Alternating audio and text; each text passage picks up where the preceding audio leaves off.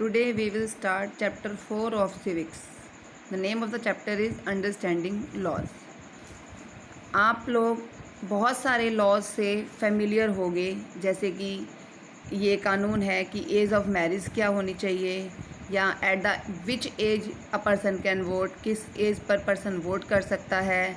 ठीक है, अपनी बाइंग और सेलिंग करनी है प्रॉपर्टी की, उससे जो रिलेटेड लॉज हैं वो सब। तो मीन्स आप दुनिया में बहुत सारे जो लॉज बनाए गए हैं उनसे आप फेमिलियर हो, उनके बारे में आपको पता है। और हम जो इसमें पढ़ेंगे, जो कि हमने लास्ट चैप्टर में पढ़ा था, और जो पार्लियामेंट है it is called the in charge of the laws. यही हमारे लॉज बनाता है। जो इसमें लेजिस्लेटर होते हैं, लेजिस्लेशन का काम होता है, वो क्या होता है, लॉ बनाना। अब हम ये क्वेश्चन हमारे सामने आते हैं, do these law apply to everyone? क्या ये कानून सबके ऊपर अप्लाई होते हैं?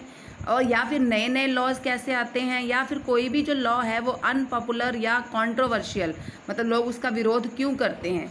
ठीक है, और लॉज के अकॉर्डिंग लोगों को क्या क्या, सिटीजन्स को कंट्री के क्या क्या करना चाहिए। तो अब हमारे पास इसमें पहला टॉपिक है, do laws apply to all. कि एक क्वेश्चन अराइज होता है कि जो ये कानून होते हैं क्या सबके ऊपर अप्लाई होते हैं। तो इससे रिलेटेड आपके पास देखो एक छोटी सी स्टोरी भी गिवन है कि क्या गिवन है इसमें, A government official helps his son go into hiding because his son has given a 10-year jail sentence by a district court for a crime that he has committed। मतलब एक बार क्या हुआ था, एक गवर्नमेंट ऑफिशियल था जिसके बेटे को 10 ईयर की जेल की सज़ा सुनाई थी, लेकिन उसने अपने बेटे को छुपने में मदद की थी। ठीक है ना, उसने एक क्राइम किया था, उस क्राइम के अकॉर्डिंग ही उसको 10 ईयर्स की जेल की सज़ा सुनाई गई, लेकिन गवर्नमेंट का ऑफिशियल था, क्योंकि बहुत बड़ा अधिकारी था, उसने अपने बेटे को छुपा लिया। Do you think that government official action were right? आपको क्या लगता है कि वो जो गवर्नमेंट ऑफिशियल था, लड़के का फादर था, उसने ये काम सही किया? क्या should his son be exempted from the law? क्या उसको जो उसको सज़ा मिली थी, जो लॉफुल वे में उसको सज़ा मिली थी, क्या उसको उसे नहीं मानना चाहिए था? उसको ऐसे करना चाहिए, अपने बेटे को छुपाना चाहिए था? क्योंकि वो एक गवर्नमेंट ऑफिशियल था, बहुत ही पावरफुल था, तो उसको अपनी पावर का इस तरह से यूज़ करना चाहिए था। ये हमारे सामने क्वेश्चन है जिसका आप बेसिकली आंसर दोगे नो। तो the above is the clear case of violation of law. Natural सी बात है, लॉ के अकॉर्डिंग उसको सज़ा मिली, पर उसने सज़ा को एक्सेप्ट नहीं किया, it means it is a violation of law. आपने पिछले चैप्टर में भी हमने पढ़ा हुआ है, जो कॉन्स्टिट्यूएंट असेंबली होती है, ठीक है ना, वो एग्री करती थी। हमने पढ़ा हुआ है पहले भी, जो ब्रिटिशर्स थे वो हमारे ऊपर मन माना, आर्बिट्रेरी का मतलब होता है मन माने वे में अपनी पावर जो है हमारे ऊपर अप्लाई करते थे। उनको ये लगता था कि हम जो है इन्फीरियर हैं, वो कोई भी ये नहीं देखते थे कौन मिडिल क्लास का है, कौन रिच क्लास का है। उनके लिए सारे इंडियन होते थे और वो इंडियंस के साथ एक्सप्लॉयटेशन करते ही करते थे। फिर हमारी कॉन्स्टिट्यूएंट असेंबली इकट्ठी हुई और उन्होंने ये माना कि हमारी जो इंडिपेंडेंट कंट्री है वहाँ पर ये आर्बिट्रेरी वे में पावर नहीं होनी चाहिए। तो इसलिए उन्होंने क्या किया, उनको ये लगा कि उन्होंने कॉन्स्टिट्यूशन में ये चीज़ पास करी कि there should be the rule of law, कि रूल ऑफ लॉ होना चाहिए और सारे पर्सन्स जो हैं लॉ के सामने इक्वल होने चाहिए। Clear? There should be no discrimination between persons on the basis of religion, caste और कलर। उनको ये भी लगता था कि नाम के बेस पर या कलर के बेस पर या कास्ट के बेस पर या रिलीजन के बेस पर कोई भी पर्सन्स के अंदर कोई डिस्क्रिमिनेशन, कोई भेदभाव नहीं होना चाहिए। ठीक है, तो it means rule of law apply होना चाहिए, जिसमें कि सारे सिटीजन्स के लिए इक्वल लॉ होने चाहिए और सारे सिटीजन्स पर वो लॉ इक्वली ही अप्लाई होने चाहिए। चाहे कोई भी गवर्नमेंट ऑफिशियल हो, चाहे कोई वेल्दी मतलब रिच पर्सन हो, चाहे प्रेसिडेंट क्यों ना हो, सारे लॉ के नीचे हैं, लॉ सबसे ऊपर है। ठीक है, अगर इनमें से कोई भी लॉ को वायलेट करता है, उसका खंडन करता है, उसका विरोध करता है, तो ऐसा नहीं करना चाहिए। वो जो गिल्टी हैं, जो मतलब विक्टिम हैं, जिन्होंने ये गलत काम किया है, उनको सज़ा मिलनी ही चाहिए। In ancient India there were innumerable and of overlapping local laws. अब हम चलते हैं पुरानी हिस्ट्री में, तब हमारे पास, अब तो हम कॉन्स्टिट्यूशनल लॉज की बात कर रहे हैं, तब जो लॉ थे वो लोकल लॉज माने जाते थे और उनकी जो डिग्री थी सबके लिए अलग अलग थी। एडमिनिस्ट्रेटिंग दीज लॉ मीन्स सबके लिए डिग्री अलग अलग होने का मतलब है, रिच क्लास के लोग हैं तो उनके ऊपर ये लॉ फोर्सिबली अप्लाई नहीं होते थे, लेकिन जो पुअर क्लास के लोग होते थे उनके ऊपर ये लॉ फोर्सिबली वे में फोर्सिबली अप्लाई होते थे। ठीक है, मीन्स कईयों को तो उसी क्राइम के लिए पनिशमेंट मिलती थी और कईयों को बैकग्राउंड के अकॉर्डिंग लोअर कास्ट के लोगों को पनिशमेंट मिल जाती थी, उनके ऊपर पेनल्टी लगा देते थे, लेकिन जो अपर क्लास के लोग होते थे उनके ऊपर उनको सज़ा नहीं दी जाती थी। लेकिन धीरे धीरे इसमें चेंज आया, कॉलोनियल पीरियड के बीच में ही चेंज आ गया। अब कॉलोनियल पीरियड मतलब ब्रिटिश रूल में ही इसमें चेंज आया, जो कि मैंने अभी बताया आपको। उन्होंने रूल ऑफ लॉ लाया, लेकिन उन्होंने रूल ऑफ लॉ लाने का मतलब क्या था कि उनके लिए तो सारे इक्वल थे, वो सबको इक्वल ही मानते थे इंडिया में। लेकिन अब हम ये कहें, इसको पॉजिटिव वे में लेके चले, तो सिर्फ ब्रिटिश कॉलोनियल नहीं थे जिन्होंने रूल ऑफ लॉ को कंट्री में अप्लाई किया था, उसमें जो हमारे इंडियन नेशनलिस्ट थे उनका भी बहुत इंपॉर्टेंट रोल था।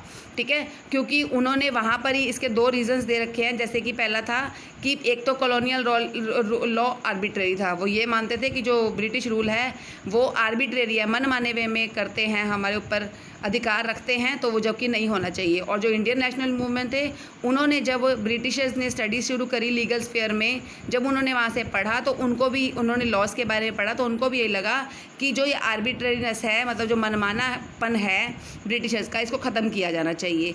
अब देखो, और मनमानेपन का एक एग्जांपल दे रखा है, ब्रिटिशर्स ने हमारे ऊपर अननेसेसरी वे में एक लॉ लगा रखा था, एक एक्ट लगा रखा था, सेडिशन एक्ट 1870 में। इस एक्ट के अकॉर्डिंग क्या था, कोई भी पर्सन इंडियन अगर ब्रिटिश गवर्नमेंट को क्रिटिसाइज़ करता था, उनका विरोध करता था, उनकी निंदा करता था, उनकी बुराई करता था, तो बिना किसी ट्रायल के, मतलब बिना किसी सुनवाई के उनको पनिशमेंट दी जाती थी। ठीक है ना। तो इस तरह से ये एक मनमाना जो लॉ था, इसको ख़त्म करने के लिए इंडियन नेशनल मूवमेंट ने, नेशनलिस्ट ने मूवमेंट भी किया। इंडियन नेशनल, इस तरह से हम ये कह सकते हैं कि रूल ऑफ लॉ लाने का जो इम्पॉर्टेंट रोल सिर्फ कॉलोनियल पीरियड ब्रिटिशर्स का नहीं था, बल्कि इसमें इंडियन नेशनलिस्ट का भी बहुत इंपॉर्टेंट रोल था। उन्होंने भी इस आर्बिट्रेरी यूज़ का, मतलब जो ब्रिटिशर अपनी आर्बिट्रेरी और मनमाने वे में यूज़ करते थे अपनी अथॉरिटी का, अपनी पावर का, उसको इंडियन नेशनलिस्ट ने प्रोटेस्ट किया। और उन्होंने किस चीज़ की डिमांड की, किसके लिए फ़ाइट किया, इक्वलिटी के लिए। ठीक है, उन्होंने इक्वलिटी के लिए फ़ाइट किया और उनको ये लगा कि हमें सेट ऑफ रूल्स को चेंज करके क्या बनाना चाहिए, आइडिया ऑफ जस्टिस बनाना चाहिए। ठीक है, उन्होंने ये डिमांड करी कि सेट ऑफ रूल नहीं होने चाहिए, सिर्फ रूल ऑफ लॉ का मतलब सिर्फ सेट ऑफ रूल नहीं होना चाहिए, बल्कि क्या होना चाहिए, it should be the idea of justice. इसके लिए उन्होंने इंडियंस के लीगल राइट्स को बचाने के लिए बहुत सारे नए नए कानून बनाए। इंडियन जजेस ने उसके उनमें इंपॉर्टेंट अपने डिसीज़न दिए। इस तरह से हम फिर दोबारा वही सेंटेंस आ जाता है कि कॉलोनियल पीरियड का या ब्रिटिशर्स का ही सिर्फ इंपॉर्टेंट रोल नहीं था रोल ऑफ लॉ लाने का, बल्कि इसमें हमारे जो रूल ऑफ लॉ को अप्लाई करने में हमारे इंडियन नेशनलिस्ट का भी बहुत इंपॉर्टेंट रोल था। ठीक है, उन्हीं में ये देखो, अब हमारे पास बहुत सारे लॉज के नाम आ रखे हैं कि हमारी बात, उसके बाद जब कॉन्स्टिट्यूशन में पास हुआ कि इंडियंस को भी इक्वालिटी मिलनी चाहिए, तो बहुत सारे लॉ बनाए गए। ठीक है, जैसे कि हिंदू सक्सेशन अमेंडमेंट एक्ट बनाया गया, जिसके अकॉर्डिंग क्या था, according to this law sons, daughter and their mother can get equal share of the family property, जिसमें फैमिली प्रॉपर्टी में सबका जो है इक्वल राइट होगा। इस तरह से पॉल्यूशन से रिलेटेड भी बहुत सारे लॉ बनाए गए, एम्प्लॉयमेंट से रिलेटेड भी बहुत सारे लॉ बनाए गए, और इस तरह से कंट्री में बहुत सारे लॉज बना दिए गए। अब ये कहते हैं कि ये लॉज हमारे सामने कैसे आए, तो अभी मैंने आपको बताया था कि पार्लियामेंट जो है लॉज को बनाने में सबसे इम्पोर्टेंट रोल निभाता है। लेकिन सिर्फ पार्लियामेंट ही इम्पॉर्टेंट रोल नहीं निभाता, पार्लियामेंट तो लॉ बनाता ही बनाता है, लेकिन हमें किन लॉज की आवश्यकता है, हमें किन चीज़ों की नीड्स है, वो सब किसका काम होता है, सोसाइटी का। ग्रुप ऑफ सोसाइटी जो है वो बताते हैं कि उन्हें किन पर्टिकुलर लॉज की नीड है, और उसके बाद जो है जो लॉज बनाए जाते हैं। इन्हीं लॉज के अंदर एक सबसे इंपॉर्टेंट एग्जांपल दे रखा है डोमेस्टिक वायलेंस का लॉ। आपने सुन रखा है डोमेस्टिक वायलेंस मतलब क्या होता है। इसमें डोमेस्टिक वायलेंस में हस्बैंड जो है, जो मतलब एक मेल होता है, वो अपनी वाइफ के ऊपर इंजरी करता है। ठीक है, मतलब उसको मारता है, उसको धमकियाँ देता है, उसको परेशान करता है, एक्सप्लॉइट करता है। क्लियर। तो इस तरह से this is called the domestic violence. ठीक है, और उसके बाद प्रोटेक्शन, और इन सब कारणों से जब इनके ऊपर बहुत सारे मूवमेंट्स हुए, बहुत सारा स्ट्रगल हुआ, तो डोमेस्टिक वायलेंस एक्ट 2005 पास हुआ, जिसके अकॉर्डिंग किसी भी हस्बैंड को अपनी वाइफ को अननेसेसरी वे में मारने का या उसको परेशान करने का कोई भी हक नहीं है। अगर वो ऐसा करते हैं तो उनको पनिश किया जाएगा, ये लॉ बना दिया गया। अब इससे रिलेटेड देखो एक एग्जांपल दे रखा है सारा वही डोमेस्टिक वायलेंस का, कि लेडी बहुत परेशान होती है, उसका हस्बैंड उसको बहुत मारता है, लेकिन वो पुलिस में भी नहीं जाना चाहती। ठीक है ना, वो चाहती है कि ये वायलेंस रुके, लेकिन वो पुलिस में नहीं जाना चाहती। क्यों? क्योंकि वो पुलिस में जाएगी तो क्या होगा, उस हस्बैंड को पकड़ेंगे, उसकी पिटाई करेंगे। ठीक है, तो उसके ऊपर क्रिमिनल केस हो जाएगा, जबकि वो चाहती थी कि इसके ऊपर सिविल केस हो, कि उसको प्यार से समझाया बुझाया जाए कि वो इस तरह से फिजिकली, सोशली या सेक्सुअली किसी भी वे में किसी भी लेडी को एफ्यूज़ ना करे। तो उसके बाद उसने उसने एनजीओ का सहारा लिया, जो नॉन गवर्नमेंट ऑर्गेनाइजेशंस होते हैं, वुमेन ऑर्गेनाइजेशंस थे, उनका सहारा लिया, और इस तरह से एक ग्रुप ऑफ लॉयर्स थे जिसको लॉयर्स कलेक्टिव के नाम से जाना जाता था, जिसमें स्टूडेंट्स भी थे, बहुत सारे एक्टिविस्ट भी थे। उन्होंने नेशन वाइड मतलब कि पूरे लार्ज स्केल पे डोमेस्टिक वायलेंस एक्ट के लिए नया बिल पास किया, जिसमें कि ये कहा गया कि अगर डोमेस्टिक वायलेंस के रिलेटेड ना केवल क्रिमिनल बल्कि हम सिविल केसेस भी पास कर सकते हैं। और इस तरह से धीरे धीरे जो है इसमें बहुत सारे अमेंडमेंट्स हुए और ये जो लॉ डोमेस्टिक वायलेंस का जो लॉ बन गया, और जिसके अंदर अगर कोई ऐसा करता है हस्बैंड पर, जिसमें सिर्फ यही नहीं कि सिर्फ हस्बैंड मारेगा, अगर फैमिली में कोई भी मेल या पर्सन किसी लेडी को परेशान करता है तो उसके ऊपर स्ट्रिक्ट एक्शन लिया जाएगा। Now the next topic is, अब ऐसे देखो, अब इसमें ये कह रहे हैं कि इसमें सिटीजन्स का और मीडिया का बहुत इंपॉर्टेंट रोल है, क्योंकि जो भी हम लॉ बनाते हैं वो सिटीजन, अभी हमने पढ़ा था, जो नीड्स होती है लोगों की, सिटीजन्स की नीड होती है, उसी के अकॉर्डिंग ही पार्लियामेंट लॉ बनाता है। अब सिटीजन्स अपनी नीड, सिटीजन अपनी वॉइस कैसे उठाएंगे, उसके लिए मीडिया बहुत इंपॉर्टेंट रोल प्ले करता है। जैसे कि टीवी रिपोर्ट्स है, न्यूज़पेपर है, एडिटोरियल्स है, रेडियो में है, उनकी वॉइस को उठाया जाता है, उसको पार्लियामेंट तक पहुँचाया जाता है ताकि वो नए नए लॉ बनाएं according to transparency of the people, ताकि लोगों के लिए वो फेवरेबल हो। अब हम नेक्स्ट टॉपिक करेंगे अनपॉपुलर और कॉन्ट्रोवर्शियल लॉज क्या होते हैं। अब देखो, अनपॉपुलर और कॉन्ट्रोवर्शियल लॉज वो लॉ होते हैं, कई बार क्या होता है, कोई लॉ होता है लीगली भी वो राइट होता है, वैलिड होता है, लेकिन लोग जो हैं उस लॉ को पसंद नहीं करते, मतलब लोगों के लिए वो लॉ फेवरेबल नहीं होता क्योंकि वो उनके राइट्स को नुकसान पहुंचाता है, तो वो लॉ क्या बन जाते हैं, अनपॉपुलर और कॉन्ट्रोवर्शियल लॉज बन जाते हैं। आपको पता है हमारी कंट्री एक डेमोक्रेटिक कंट्री है और हमारी कंट्री में लोगों को ये अधिकार है कि अगर कोई रिप्रेसिव ज़बरदस्ती वाले लॉज बनाए जाते हैं पार्लियामेंट के द्वारा, तो वो अगर उन लॉज को नहीं एक्सेप्ट करना चाहते तो वो ना एक्सेप्ट करें। वो कह सकते हैं कि ये रॉन्ग लॉ है और वो पार्लियामेंट पे प्रेशर डाल सकते हैं कि उसको चेंज किया जाए।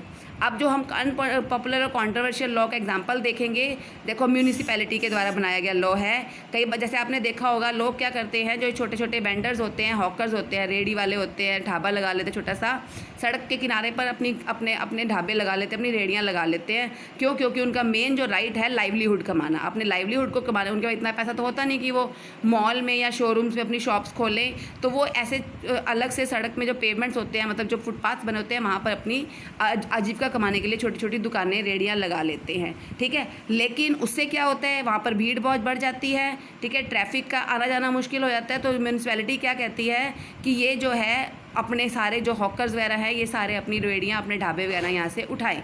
तो इससे क्या होता है, जो बेचारे लोग हैं, जो वहाँ पर वो काम कर रहे हैं, छोटे छोटे लोग, उनका जो लाइवलीहुड का जो कमाने का साधन है वो ख़त्म हो जाता है। एज़ वेल एज़ जो बेसिक लोग होते हैं, जो मिडिल क्लास के लोग होते हैं, वहाँ पर उनको भी चीज़ें सस्ती मिलती हैं, ठीक है, शोरूम के कंपैरिजन में, तो उनको भी नुकसान होता है। तो इस तरह से ये एक, हालांकि म्यूनसिपैलिटी ने रूल तो सही बनाया, लॉ तो सही बनाया, क्यों? क्योंकि भीड़ हो गई, ट्रैफिक का आना जाना मुश्किल हो गया, लेकिन लोगों को नुकसान हो रहा है। तो इस तरह से ये एक ऐसा लॉ है जो कई लोगों के लिए तो फेवरेबल है, कईयों के लिए अनफेवरेबल है। This is called the controversial law. ठीक है, और अब हमारे पास क्या है, अगर कोर्ट चाहे तो किसी भी लॉ को, अब ये नहीं कि लाइवलीहुड नहीं वो कमा सकते, इसलिए अगर पार्लियामेंट चाहे तो इस लॉ के अंदर कोई भी मॉडिफिकेशन या उसको कैंसिल कर सकती है, और कुछ हद तक ऐसा टाइम लिमिट फिक्स करके उनको ये लॉ दे सकती है कि ताकि वो थोड़ी देर अपना लाइवलीहुड कमाने के लिए वहाँ पर अपना काम कर सकें। Now in this way, in the last we can say कि जो कॉन्स्टिट्यूशन है हमारा, लोगों के प्रोटेस्ट के बाद सिटीजन्स ने प्रोटेस्ट किए, सिटीजन ने कैंपेन किए, अपना गुस्सा दिखाया, तो उससे जो है पार्लियामेंट ने बहुत सारे लॉज बनाए। ठीक है, और जब लोगों ने अनजस्ट, मतलब जो गलत लॉज थे उनके अगेंस्ट प्रोटेस्ट किया, तो उसके बाद हमारी कंट्री में जो है पार्लियामेंट ने बहुत इंपॉर्टेंट रोल प्ले किया क्या बनाने में, लॉज बनाने में। इसमें मीडिया का भी बहुत इंपॉर्टेंट रोल है, क्योंकि मीडिया ही हर सिटीजन्स की आवाज़ को पार्लियामेंट तक पहुंचाता है, और इस तरह से पार्लियामेंट जो है इस तरह से हमारी कंट्री में इम्पॉर्टेंट रोल वे में फंक्शनिंग करता है। Thank you.